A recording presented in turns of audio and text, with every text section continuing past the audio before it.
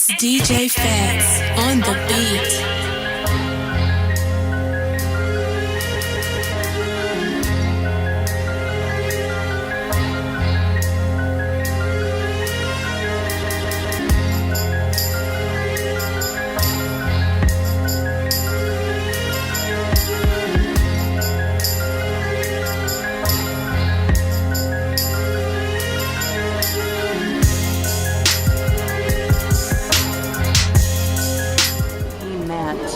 The gentleman that wrote this, he went to the book signing and brought them back. That's actually him right there with his fiance. Wow. And some of our employees.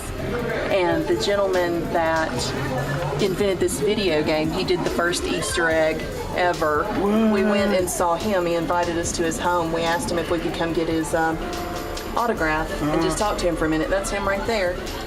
And he just invited us to his house. I was like, think it'd be crazy. Oh yeah. And he just let us go. So it was really neat. Wow. That's what the very first Easter egg was. He just put his name in there. He got aggravated because they weren't giving the creators credit.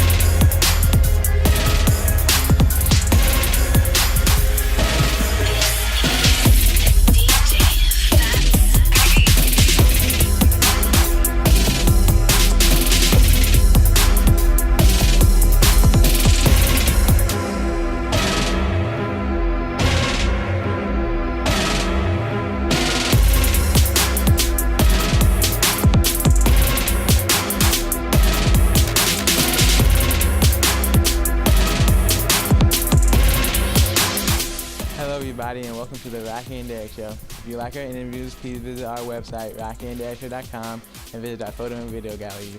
Today we're here at the Asheville Pinball Museum with DiBella. Who does? I'm the owner of the Pinball Museum. So what made you want to do this? Like what, just like one day you got up like, hey, I want to do a pinball museum. Well, almost. I was a school teacher, 22 years, and I'd bought a pinball machine from a local gentleman, and he was real nice. We hit it off, and so I ended up buying another one from him.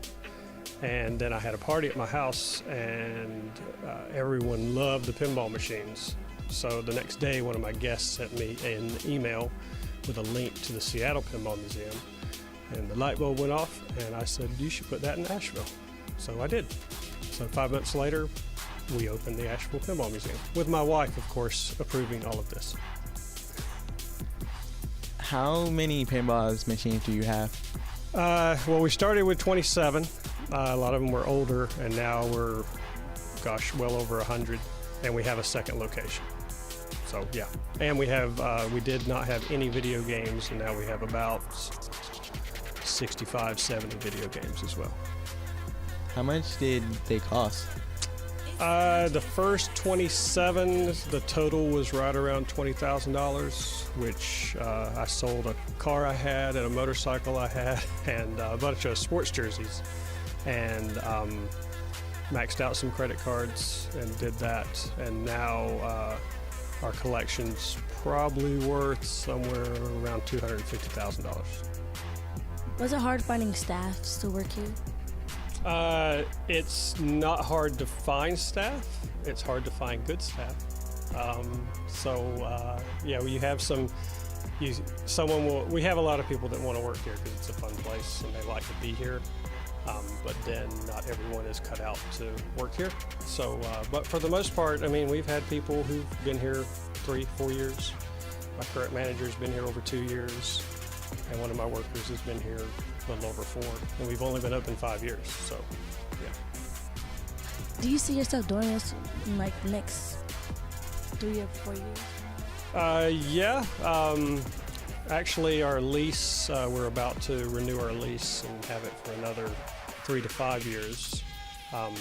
But every year we have, our numbers go up every year. So we have more and more people. So the demand for it is still there. And I'm still having fun. And yeah, I think I'll do it probably as long as people keep coming, I'll keep doing it. Do you think if you retire, you're gonna get one of your best employees to take over? Well, in a way, I'm already retired because, like I said, I taught for all those years. Yeah, if I'm like 75 years old and tired of coming here every day, we have twin boys who are 15 years old. So, you know, give them a decade or so and maybe they want to take it, but we'll see.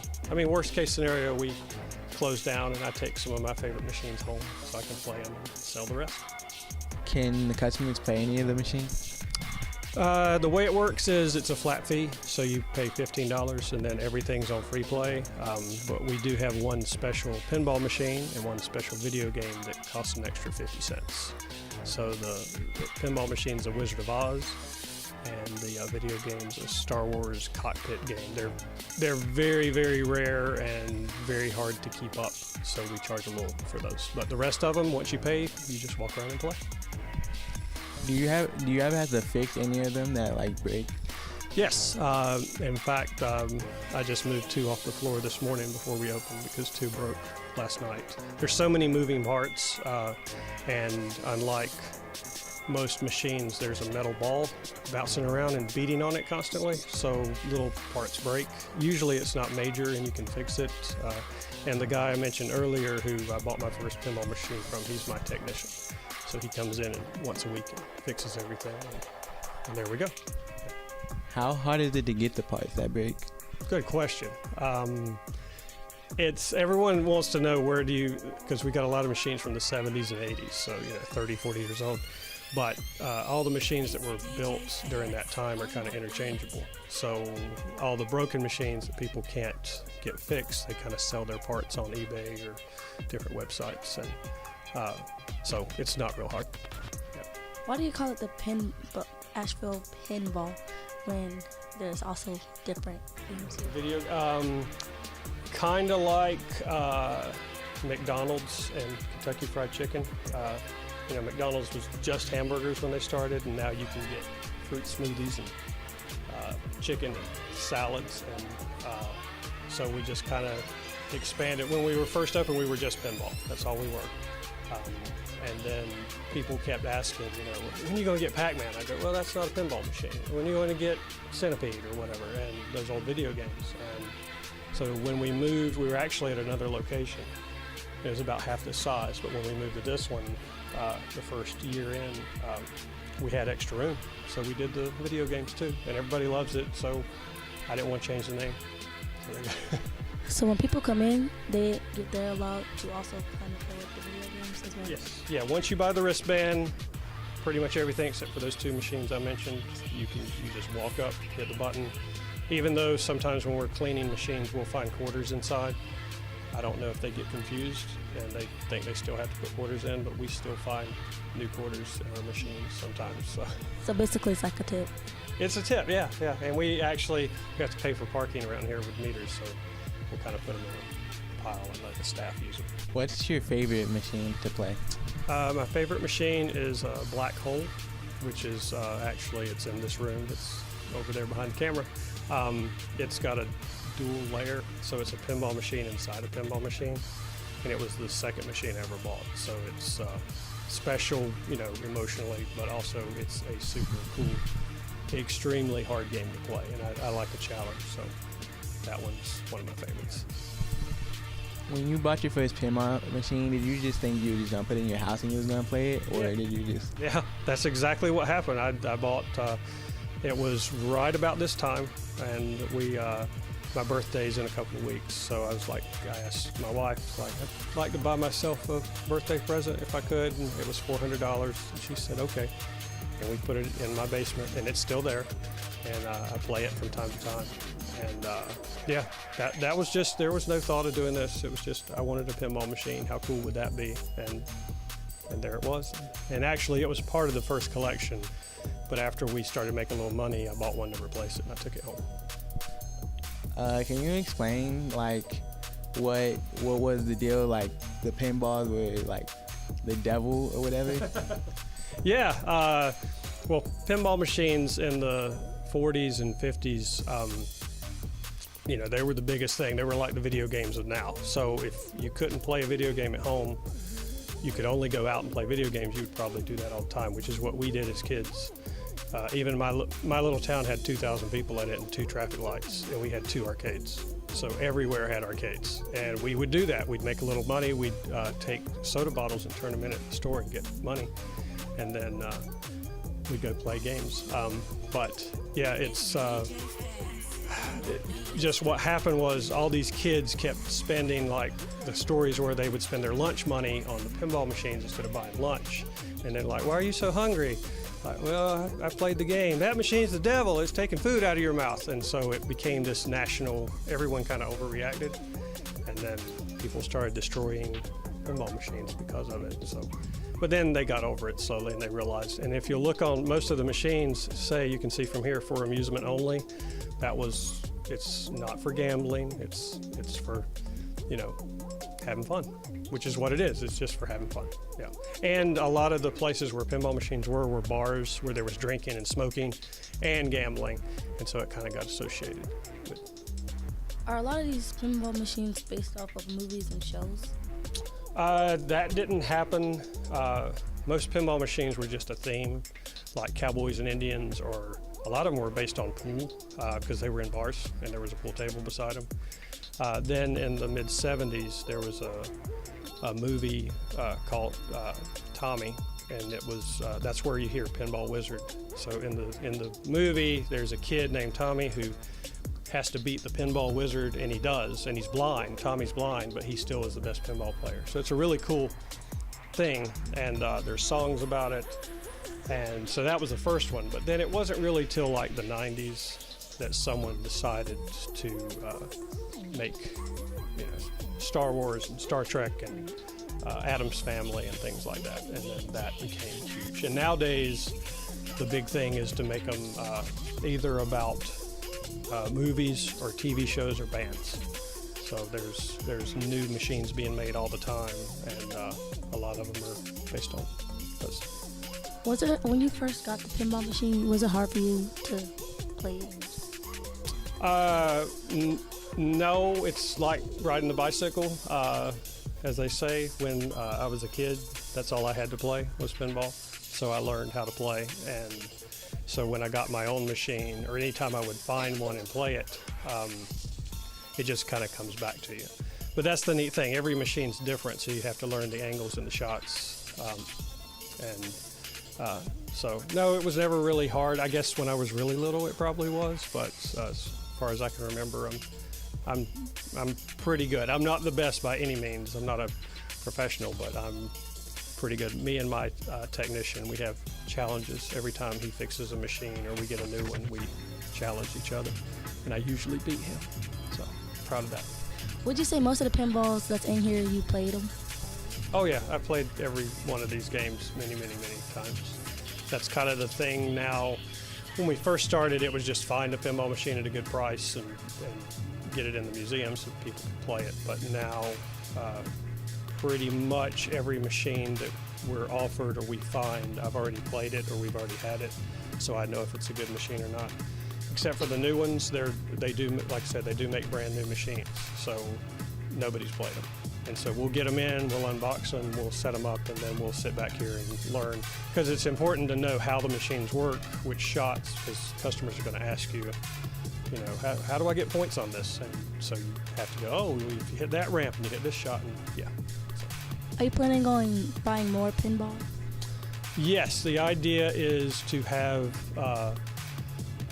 the absolute best collection in the world. That, I mean, even though we're in Asheville, when people walk in, currently out of the top 10 pinball machines in the world, we have 7 of them, and we've already ordered one of the other ones, so it'll be coming.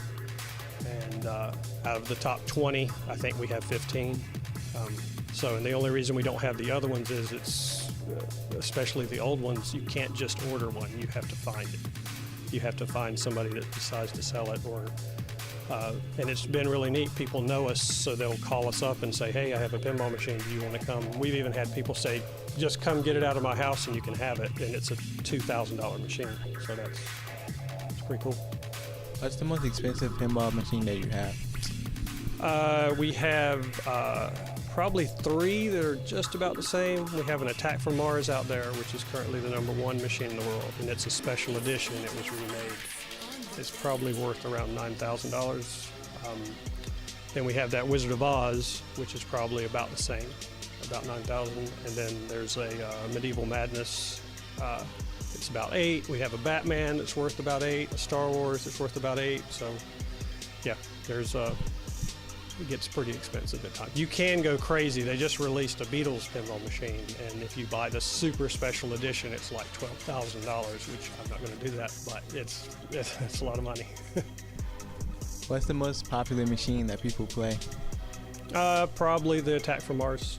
It's not just because, and they don't even know it's the #1 machine in the world, but once you see it out there, it's got an alien on top of it. It's got all these flying saucers on it. It's got this beautiful color screen. Besides that, probably the Batman machine. It's based on that old Batman TV show, so it's crazy, and it actually plays scene from the old show. So Batman and the Joker and Penguin running around. People love that. Some of these games, the pinballs are 2-player. How are they 2-player? Yeah, you take turns. You hit the start button once for 1 player, twice for 2 player. And then I play a ball, then you play a ball, and then we go back and forth. Yeah, that's how it works. What is the oldest machine in here? The oldest one we have is a 1937, which doesn't have any flippers on it. It's out there on the floor, just display only. And it's actually so old that it used a battery pack to power it. You couldn't plug it into the wall because most people didn't have electricity then. So, but the oldest one you can play is a 1967 Challenger, and it's very unique. We only made 100, and you play against each other. So one person has to stand on each end. And every once in a while, you'll see somebody walk up and hit the start button, and they don't realize that they need another person, and they're just standing there playing against themselves. We remind them real quick. That means the games that don't say display are ready soon are the ones that you can play now? Yes. Yeah, on the floor, we try every day to start at 100%. Right now, we're at 100, but inevitably during the day, a machine's going to break, or 2. We even had a day over Thanksgiving where 5 machines went down in one day. And you just can't fix them while they're on the floor because there's people all around. You got to take the glass off and open them up and get the soldering iron out.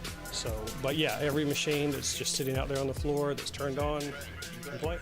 How long does it take to get ready in the mornings? The staff gets here an hour before, and if they hustle, they can probably get everything ready in 30 to 40 minutes. And then at about 1:45, we turn everything on. So all the machines, make sure they're working, because that does happen. Just like your car. Are you driving yet? Not yet? Okay. So one day you're going to go out and get in your car and it's not going to start, even though it was starting that night. So the same thing with pinball machines. Someday you come in and you turn it on, it's just not working. So we try to fix it in that last 15 minutes. If not, we put a sign on it. But that usually doesn't happen. How can people get in contact with you?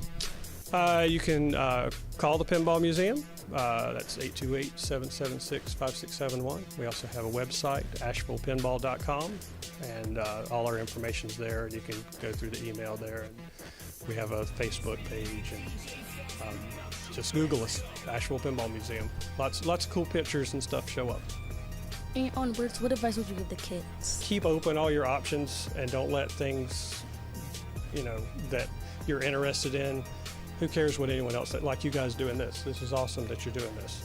So whatever you're interested in, go for it. You never know. I mean, I was interested in pinball machines as a kid. Who knew that it would turn into a business? I was interested in sports, and then I wanted to coach. And so, well, how can I coach? I'll teach. And then I found out that I enjoyed teaching more than I did coaching. So I stopped coaching and just taught for 22 years. So just keep your mind open and try new things. That's it for today, guys. Be sure to like, subscribe, and comment. And if you like our video, and want to become a sponsor, go to our website, rockydagshow.com. Goodbye.